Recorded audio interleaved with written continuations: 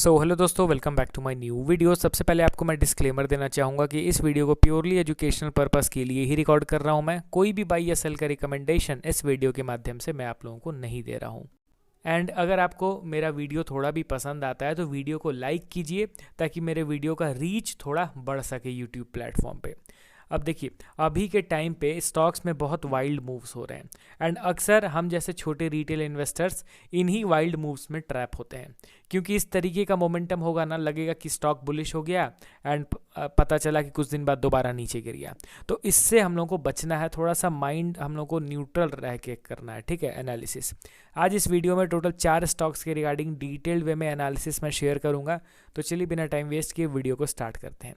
पहला स्टॉक हमारे लिस्ट में MTAR टेक्नोलॉजीज लिमिटेड। अभी के टाइम पे ये स्टॉक गजब ट्रेंड में चल रहा है। अगर आप इसके मोमेंटम को देखोगे तो ज़बरदस्त तरीके से ऊपर चल रहा है। एंड देखिए, जो स्टॉक शार्प मोमेंटम में ऊपर जाता है ना, ऑब्वियसली वो ट्रेंड में आ ही जाता है, लोगों के बीच में वो स्टॉक आ जाता है। अब यहाँ पे मैं इसके चार्ट को थोड़ा सा क्लोजली आपको दिखाना चाहूँगा, ठीक है। आप यहाँ पे देखिए कि ये स्टॉक भले ही लगातार ऊपर की ओर मूव कर रहा है, मगर ये इग्नोर करना गलत रहेगा कि स्टॉक अपने मेजर रेजिस्टेंस पे पहुंच गया है। यहाँ पे चार्ट को मैं जूम आउट करूंगा तब आपको अच्छे तरीके से ये चीज़ दिख रहा होगा कि स्टॉक अपने मेजर रेजिस्टेंस पे है। इसी तरीके से शार्प मोमेंटम के साथ स्टॉक पिछले बार भी गया था, मगर अपने रेजिस्टेंस को टच करके क्या हुआ, ये नीचे की ओर गिर गया। इस बार भी इसी तरीके से शार्प मोमेंटम में स्टॉक ऊपर जा रहा है। तो जिन लोगों ने यहाँ कहीं बाई कर रखा है उनका तो वेल एंड गुड, उनको कोई दिक्कत वाली बात नहीं है, मगर अब दोबारा से फ्रेश एंट्री अगर यहाँ पे मैं करूँगा तो ये थोड़ा सा गलत हो जाएगा, ठीक है। यहाँ पे मैं इसके मोमेंटम को मेजर करके आपको दिखाता हूँ। विद इन फ्यू मंथ्स यहाँ पे भी 100% का तेज़ी मिला था देखने को। तो इसीलिए ये मोमेंटम को भी आप कम मत समझो, मगर एट द एंड रिजल्ट आपके सामने है।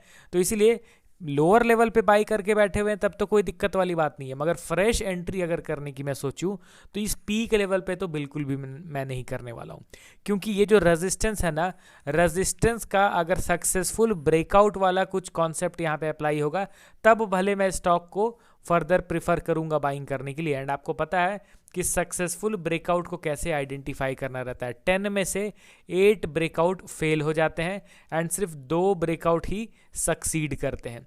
तो डिफरेंस तो ऑलरेडी मैंने अपने कई वीडियोस में बता रखा है कि कैसे फेक ब्रेकआउट को आइडेंटिफाई करना है एंड कैसे सक्सेसफुल ब्रेकआउट को आइडेंटिफाई करना है। तो मैं अभी यहाँ पे वेट करूँगा स्टॉक प्रॉपर कंसोलिडेट करके रेजिस्टेंस को ओवरकम करता है या फिर दोबारा से नीचे की ओर गिरता है। अगर दोबारा नीचे गिरा तो ऑब्वियसली मैं बाइंग करूंगा, मगर अभी करंट मार्केट प्राइस में इसको मैं अभी थोड़ा सा इग्नोर करके चल रहा हूँ।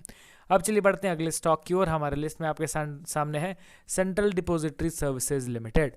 अब यहाँ पे आप ध्यान दीजिए, पिछले वीक के मूवमेंट को आप भूल जाइए एकदम कि पिछले वीक क्या हुआ था। आप अभी तक में क्या देख रहे हो कि स्टॉक कंटिन्यूअसली धीरे धीरे करके नीचे की ओर गिर रहा था, ठीक है।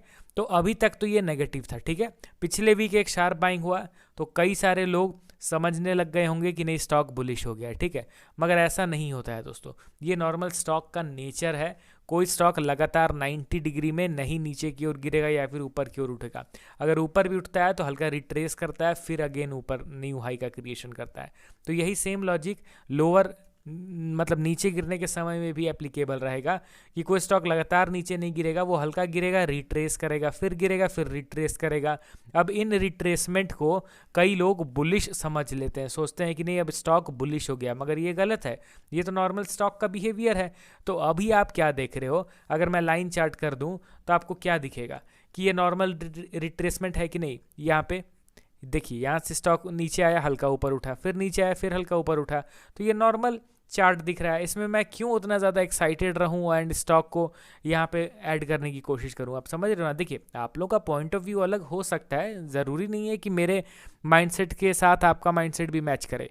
मैं अपना एनालिसिस शेयर कर रहा हूँ। आपको अगर कुछ अलग लगता है तो आप कमेंट कीजिए ताकि मेरा खुद का भी नॉलेज थोड़ा इंक्रीज हो, ठीक है। क्योंकि ऐसा नहीं है कि मैं एक्सपर्ट बन गया हूँ एंड मुझे और नॉलेज की ज़रूरत नहीं है। अगर आपको आपके नज़र में कुछ मेरा एनालिसिस का तरीका या पॉइंट गलत लगता है तो आप कमेंट कीजिए ताकि मुझे भी कुछ नया सीखने को मिले, ठीक है।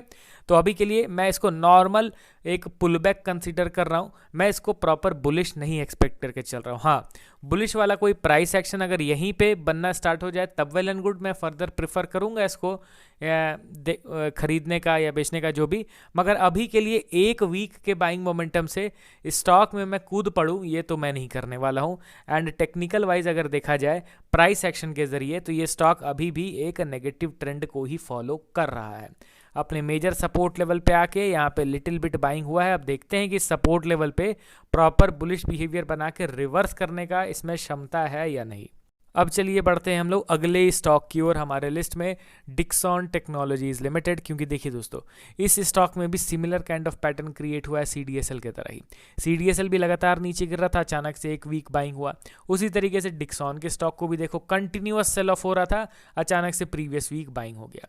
अब इतना गिर रहा है, इतना हल्का ऊपर उड़ गया। क्या इसमें हम लोग समझ जाएंगे कि हो गया, बेस बन गया, अब यहाँ से और नीचे नहीं गिरेगा? नहीं, ऐसा क्या हो गया कि मैं ये सोच लूँ कि यहाँ पे अब और करेक्शन नहीं होगा?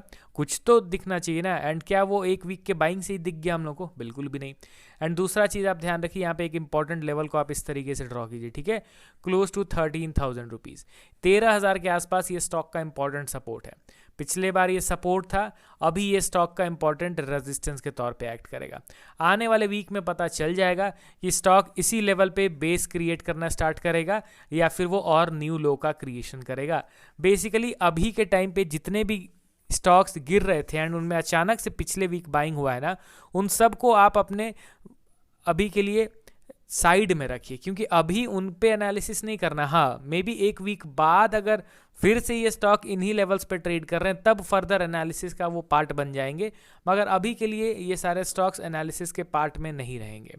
अब लास्ट स्टॉक हमारे लिस्ट में जिसमें क्लियर कट प्राइस एक्शन बन चुका है वो है LTI माइंडट्री लिमिटेड।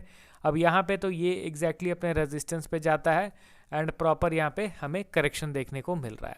ये एक इंपॉर्टेंट रेजिस्टेंस हम लोगों ने ड्रॉ कर रखा था अराउंड 6,500 रुपीज़। अब देखिए ये लेवल मैंने खुद से नहीं निकाला, ये क्लियर कट दिख रहा है दोस्तों कि इधर ही से पिछले बार भी सेल ऑफ हुआ था, एक बार और सेल ऑफ हुआ था। अगर मैं इसको एक्सटेंड करूँ तो यहाँ पे भी स्टॉक में सेल ऑफ हुआ था। तो इन पॉइंट्स को जैसे मैंने कंबाइन करा, कनेक्ट करा, तो एक लाइन यहाँ पे ड्रॉ हो गया। उस बेसिस पे मैं यहाँ पे थोड़ा सा अलर्ट हो गया कि भाई इस लेवल पे थोड़ा सा देखना रहेगा कि स्टॉक क्या कर रहा है। एंड यहाँ पे आप देखोगे तो समहाउ एक नेगेटिव प्राइस एक्शन जिसको एम पैटर्न कहते हैं वो बन गया, वो भी एग्जैक्ट रेजिस्टेंस लेवल पे। तो अब यहाँ पे फर्दर ब्रेकआउट का तो उम्मीद रखना थोड़ा गलत रहेगा।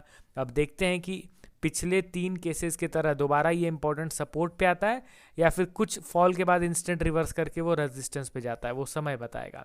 अभी के लिए कंप्लीटली नेगेटिव पैटर्न बन गया रेजिस्टेंस लेवल पे। एक्सपेक्टेशन रहेगा 5,000, उसके बाद फर्दर वो गिरा तो 3,800 या फिर 3,900 के आसपास। अब देखते हैं कि स्टॉक आने वाले समय में किस तरीके का बिहेवियर पेश करता है। आप कमेंट करके अपना पॉइंट ऑफ व्यू भी शेयर कीजिए। आज ऑलरेडी 2 वीडियो मैंने अपलोड कर लिया, ये लास्ट वीडियो था। अब मिलता हूँ कल नए वीडियोस के साथ। Okay then, bye bye.